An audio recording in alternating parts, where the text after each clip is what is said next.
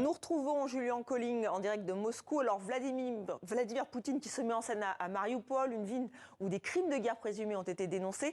C'est sa réponse au mandat d'arrêt émis par la Cour pénale internationale? C'est bien possible, effectivement. Il y a différents objectifs qu'on peut interpréter dans ce déplacement, mais effectivement, ça peut être la volonté de faire une sorte de pied de nez aux pays occidentaux, après donc ce mandat d'arrêt qui est lié à Mariupol, parce que rappelons-le, Vladimir Poutine également est accusé d'avoir notamment extrait des enfants et volé des enfants à l'Ukraine pour ensuite les faire passer de force en Russie, notamment.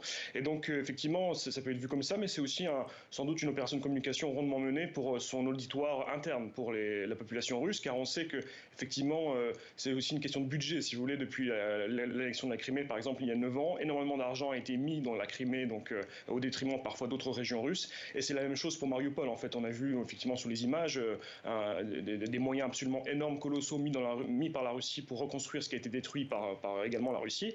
Et en fait, le but du Kremlin, c'est aussi de faire de Mariupol une sorte de ville témoin, en fait, avec différents bâtiments flambant neufs, des installations sportives également qu'ils veulent reconstruire. Et donc, le but, c'est aussi d'expliquer à la population russe que ça valait le coup et que même s'il y a eu beaucoup de pertes et que ça a coûté beaucoup d'argent, en fait, regardez le résultat, tout est propre, tout est safe.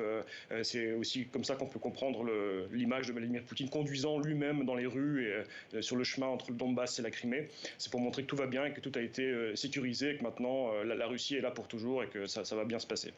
Alors demain lundi, il accueille Xi Jinping à Moscou. Première visite officielle du président chinois depuis le début de l'invasion. Alors quel est l'objectif affiché de la rencontre? Quels sont les enjeux?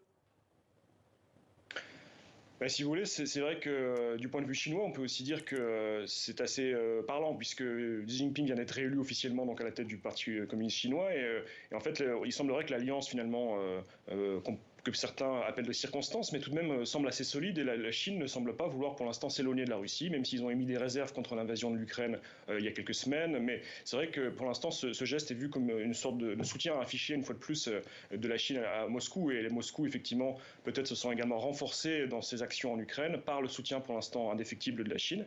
Et il faut bien comprendre aussi que, comme l'ont dit les deux leaders, officiellement c'est le début d'une nouvelle ère donc, entre les deux pays qui sera donc ouverte demain. Mais c'est aussi au niveau économique que ça se passe, puisque la Russie a énormément besoin de la Chine aussi au niveau économique, face à toutes les sanctions et après s'être isolée donc des pays occidentaux et de l'Europe surtout, qui était son plus grand marché.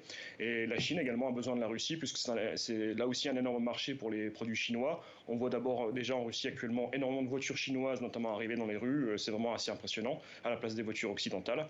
Et donc, pour l'instant, le partenariat semble solide et rien ne semble, comme l'a dit la Chine aussi, rien ne peut pour l'instant affaiblir l'amitié entre les deux pays.